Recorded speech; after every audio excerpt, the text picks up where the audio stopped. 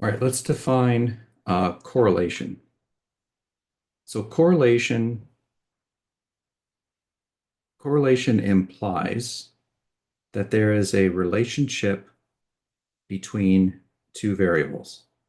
But a relationship between two variables existing or a correlation existing doesn't mean that one variable causes another. Okay, correlation is not causation. So let's look at an example of a correlation. So if one collects data for monthly ice cream sales and monthly shark attacks around the United States each year, one would find the two variables are correlated. So monthly ice cream sales and monthly shark attacks are correlated. Okay, they are. So let's take a look at that. So on the left-hand side, we have a scatter plot of ice cream sales versus month of the year. And on the right-hand side, we have a scatter plot of shark attacks by month of the year. Now, um, you know, again, it's not typically good practice to put lines between points. What I should have put down here is I should have put in lines are drawn as guides for the eye. Lines are drawn as guides for the eye. I should have put that down there. But anyway, so what you'll notice is that, you know, ice cream sales reaches a maximum here in June, right? And that makes sense. So when it gets hotter and hotter and hotter, people are going to want to eat something colder and colder and colder. And then they get kind of fed up with ice cream and it starts to go down. Well, let's look at shark attacks. So apparently, as the temperature goes up, sharks, attack more and more people. And then that peaks around July, and then it starts to go down. I guess they've had enough people and, has less and less of a taste, I guess. Oops. So, what you see happening in both is that both kind of increase and peak in the summer months and then come down. They kind of go up into the summer months and then comes down. So now both of these figures, figure 12.31 and 12.32, have the same horizontal axis scale, and the shape of the data appears to be the same. So both these scatter plots have the same scale on the x-axis. And the way that I've graphed them, these two shapes look identical, up and down, up and down. They look identical. The difference in the vertical axis scales are evident when both are superimposed. So if I take both of these and I put them on one scatter plot and I put them on the same y scale, now they look even less the same, right? Ice cream sales still has the same shape. Okay, but now the maximum number of shark attacks, if we look at the graph up above, the maximum number of shark attacks was around a little over 40 maybe. So that's why when you go to 40 here on this vertical scale, the maximum's right there. So it does increase in the summer months, but it doesn't have nearly the same shape. And the reason why it doesn't have the same shape is we've plotted on the same scale as ice cream sales. Ice cream sales went all the way up to 120. So this graph goes all the way up to 120. And we can do something even more shady.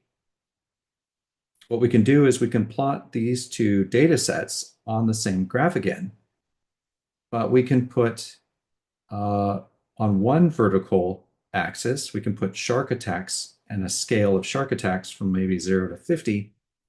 And on the other side, we can have a second y-axis scale for ice cream sales. Now, this is like a legitimate way to graph two data sets.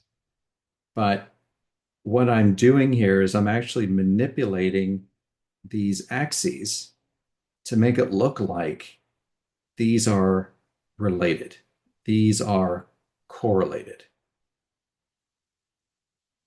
And so this could be a method that's used to mislead you, to mislead an audience to thinking that somehow ice cream sales is related to shark attacks. Now, I don't know, do beach going people, uh, maybe stress eat because they're afraid they're going to get attacked by a shark, so they eat more ice cream?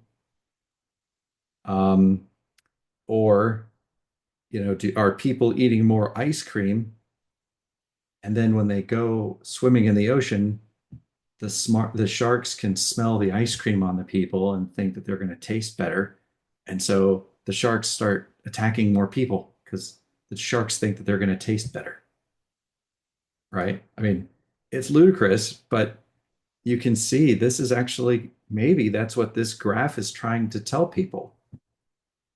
Because as the amount of ice cream sales goes up, well, shark attacks go up with it. So why wouldn't ice cream sales cause shark attacks? Okay. So again, this is where correlation is not equal to causation. It's fair to say that these are correlated. As one goes up, the other goes up, right? As one goes down, the other goes down. They both go up and go down together. They're correlated, but that does not mean that one causes the other. That's a completely different story altogether. But when people are trying to mislead other people, they'll claim that this correlation is actually indicating causation. Got to be on guard for that. This is critical thinking skills here. Okay, so let's keep going. But to truly look for a relationship, a correlation between two variables, one should look at scatter plots of one versus the other. So here, the scatter plots that we looked at, where ice cream sales versus a month of the year, shark attacks versus month of the year. What we want to do is we want to have a graph where we have maybe ice cream sales on the X and shark attacks on the Y. Okay. So in the month of January, there was maybe, I don't know, 76 tons or no, ice cream sales. So maybe $76 million of ice cream sales in January and 25 shark attacks. $79 million in February of ice cream sales and 28 shark attacks. So instead of having like ordered pairs of 1 in 76 and 1 in 25, now we're going to use ice cream sales and shark attacks as their own ordered pairs. Okay. And so we're looking at the same numbers for the same month. And so this scatter plot on the left is showing us ice cream sales versus shark attacks. Okay.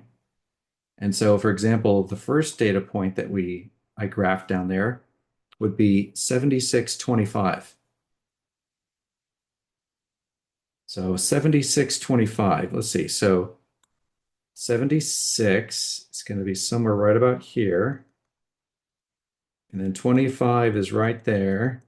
So it's probably one of these 2 points. It's kind of clustered in.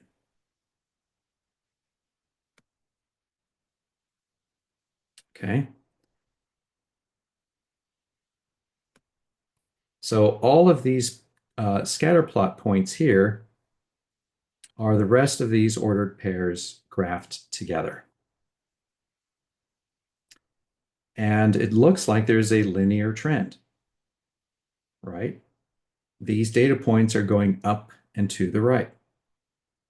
So we can figure out a line of regression that is a best fit to the data. And this is the line of regression that we get. It has a slope of 0.3682 and a y-intercept of 1.5678. So this is the equation for the line of regression that's going through the scatter plot of data points.